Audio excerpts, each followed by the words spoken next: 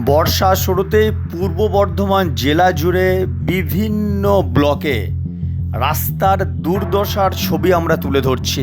আজকে যে ছবি তুলে ধরছি পূর্ব বর্ধমান জেলার মঙ্গলকোট ব্লকের গতিষ্ঠা অঞ্চলের এক ছবি আমরা তুলে ধরছি। গতিষ্ঠা অঞ্চলের চান্দ্রা মোড় থেকে চান্দ্রা গ্রাম যাওয়া পর্যন্ত যে রাস্তা, সেই রাস্তার করুণ চিত্র আপনারা দেখুন।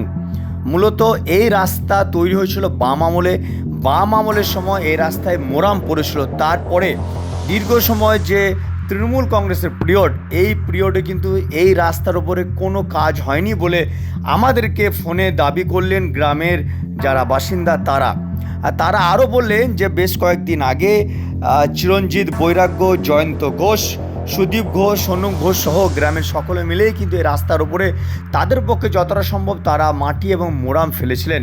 তা কিন্তু যথেষ্ট উপযুক্ত নয়।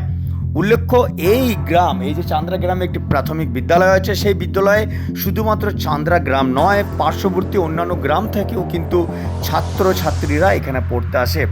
একদিকে যেমন স্কুল যাওয়ার পথে তাদের পড়াশোনা একটা সমস্যা তো বাধা সৃষ্টি করবেই, ঠিক তেমনই যদি এই গ্রামের কোনো পেশেন্ট, কোনো অসুস্থ কেউ যদি হয়, তাকে কিন্তু এই রাস্তার ওপর দিয়ে নিয়ে আসা যথেষ্ট কষ্টসাধ্য। আমরা সেই ছবি তুলে ধরছি। দেখতে পাচ্ছেন যে মঙ্গলকোট ব্লকের গতিষ্ঠা অঞ্চলের চান্দ্রা গ্রাম, সেই চান্দ্রা গ্রামের এই রাস্তার আমরা ছবি তুলে ধরছি। মাননীয় মুখ্যমন্ত্রী যাতে এলাকায় রাস্তাঘাটে যাতে উন্নয়ন ঘটে তার জন্য তিনি বিভিন্ন প্রকল্প গ্রহণ করছেন, কিন্তু সেই প্রকল্প, সেই কাজ কি প্রত্যন্ত অঞ্চলে গ্রামের কাছে এসে পৌঁছাচ্ছে? প্রশ্ন কিন্তু থাকছেই। কারণ এই গ্রামের যারা বাসিন্দা তারাই আমাদেরকে জানিয়েছেন যে এই রাস্তা তৈরি হয়েছিল বাম আমলে, তখন মোরাম পড়লেও এখন যে তৃণমূল কংগ্রেসের আমলে এই রাস্তার কিচ্ছু কাজ হয়নি। আমরা কিন্তু সেই ছবি আপনাদের সামনে তুলে ধরছি। দেখতেই পাচ্ছেন যে বর্ষা আর দু একদিনের মধ্যেই বর্ষা আজ ঢুকতে চললো বাংলায়।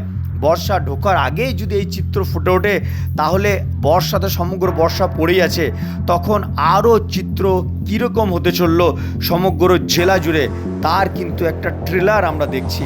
আমরা সরাসরি কিন্তু সেই ছবি তুলে ধরছি 7 দিন সংবাদের পর্দায়।